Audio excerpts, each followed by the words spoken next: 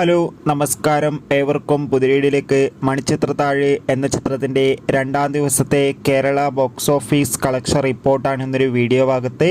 വീഡിയോയിൽ മുൻപ് video like ചെയ്യുക, ചാനൽ സബ്സ്ക്രൈബ് ചെയ്യുക.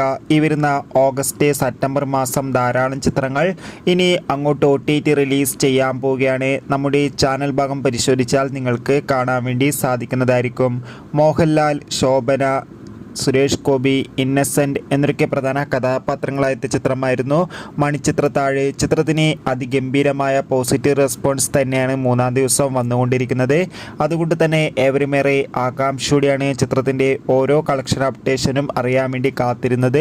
ഇപ്പോൾ ചിത്രത്തിൻ്റെ രണ്ടാം ദിവസത്തെ Kerala box office collection report പുറത്തുവന്നിരിക്കുകയാണ്. ചിത്രത്തിന് ഇന്നലെ ഞായറാഴ്ച ദിവസം അത്യാവശ്യം ബുക്കിംഗ് ഉണ്ടായിരുന്നു. അതുകൊണ്ട് തന്നെ 50 ലക്ഷത്തിൻ്റെ അടുത്തെങ്കിലും കളക്ഷൻ ലഭിക്കുമെന്നാണ് ട്രാക്കിംഗ് റിപ്പോർട്ടുകൾ സൂചിപ്പിക്കുന്നത്. കാത്തിരിക്കാം ചിത്രത്തിൻ്റെ ഒഫീഷ്യൽ കളക്ഷൻ റിപ്പോർട്ടിനായി.